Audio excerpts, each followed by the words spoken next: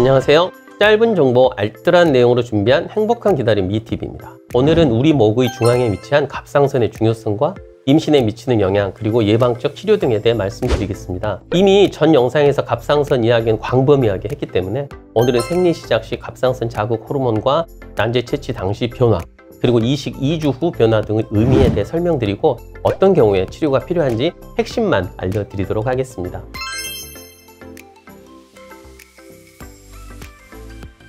일단 인공수정, 시험관하기 시술 등 임신 시도를 하고 있는 여성의 경우 이러한 시술 후 임상 임신율이 감소하고 유산율은 증가하며 경상 출산율도 감소하게 됩니다. 대략 3에서 5%의 여성이 갑상선 기능 저하증을 가지고 있기 때문에 난임병원에 내원하면 반드시 검사를 해서 문제가 있는지 살펴봐야 합니다. 원래 건강한 여성의 경우 신체의 항상성 유지라는 기전에 의해 호르몬의 영향으로 갑상선 기능이 항진되어 갑상선 호르몬 혈중 농도가 올라가면 갑상선 호르몬과 결합하는 특수한 단백질이 만들어져서 서로 결합해서 갑상선 호르몬의 실제 혈중 농도를 줄이게 됩니다. 그런데 어떤 여성에서는 이런 변화를 기능 저하라고 생각하고 자극하는 호르몬을 더 많이 만들어서 아까 말씀드린 대로 문제가 생기게 되는 겁니다. 그래서 임신 첫 일산분기인 14주까지는 갑상선 자극 호르몬이 2.5를 넘지 않도록 조절하는 것이 매우 중요합니다.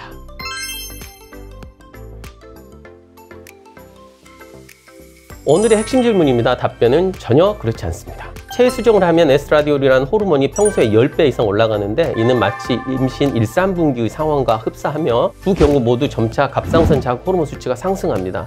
2013년 연구를 보면 생리 시작부터 임신 확인까지 시험관하면서 갑상선 호르몬 수치 검사를 6차례 했더니 난제 채취 및 배아 이식 후 2주가 지난 시점에 가장 높게 갑상선 호르몬 수치가 검출되었습니다.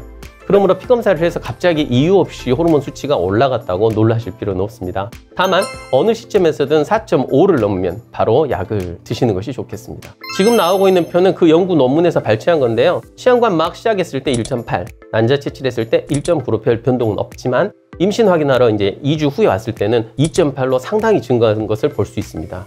플러스 마이너스 2.1이니까 더해보면 4.9까지도 증가가 가능합니다. 즉 체외 수정 시술을 위해 과배란 주사를 맞기 시작해서 여성 호르몬 농도가 올라가기 시작한 시점보다 2주 늦게 갑상선 자극 호르몬은 최대치에 도달하게 된다는 것입니다.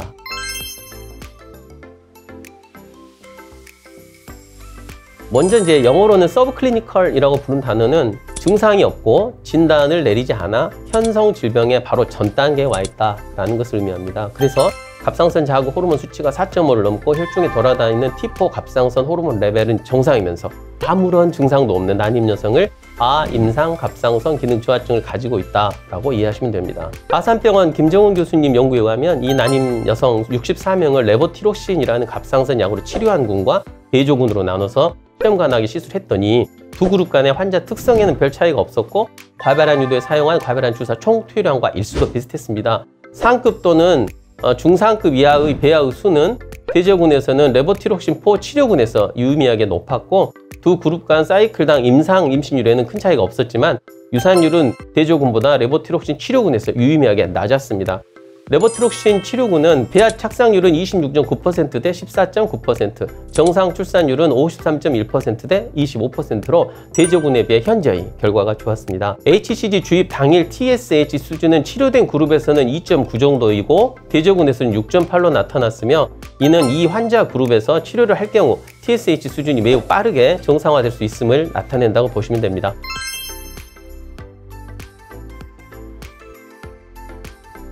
저자들은 레보티록신 치료가 체외 수정 시술을 받는 아임상 갑상선 기능 저하증 여성의 배아 품질과 임신 결과를 향상시킬 수 있다고 결론지었습니다. 따라서 레보티록신 치료는 시험관하기 시술을 계획하고 있는 아임상 갑상선 기능 저하증 환자에서 반드시 고려돼야 하고요.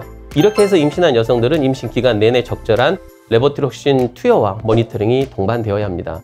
요약해보면 미국 생식의학회는 먼저 갑상선 자극 호르몬 2.5 이상이고 갑상선 호르몬이 정상인 불연성 기능 저하증이 난임을 유발하는지에 대해서는 아직 증거가 부족하다고 하였습니다.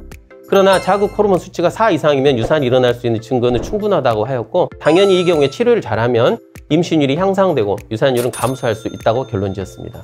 또한 TPO 항체 같은 자가면역 항체 질환이 이 유산과 난임의 확실한 원인이 되고 있으며 티록신이라는 갑상선 호르몬 보충 치료로 이 상황을 개선할 수 있다라고 하였고, 특히 자극 호르몬 수치가 2.5를 넘을 경우에 치료 결과가 더 좋다고 하였습니다. 오늘의 결론 메시지는 다음과 같습니다. 난임 여성은 갑상선 자극 호르몬 검사를 하는 것이 맞다. 그래서 수치가 4 이상이면 2.5 이하로 낮추도록 티록신 치료를 하자. 2.5에서 4 사이면 규칙적으로 추적 검사하고 4 이상이면 치료를 하자. 그리고 임신이 돼서 14주 전에는 검사상 2.5를 넘으면 치료를 하자. 항갑상선 항체 검사를 루틴으로 할 필요는 없지만 여러 차례 검사상 갑상선 자극 호르몬이 2.5를 넘거나 갑상선 질환의 고위험군이라면 한 번 정도는 항체 검사를 해보자. 그래서 만약 항TPO 항체가 양성으로 판명되면 갑상선 자극 호르몬이 2.5를 넘으면 바로 치료를 하자입니다. 그럼 좋은 하루 되시고 오늘은 여기서 마치겠습니다. 감사합니다.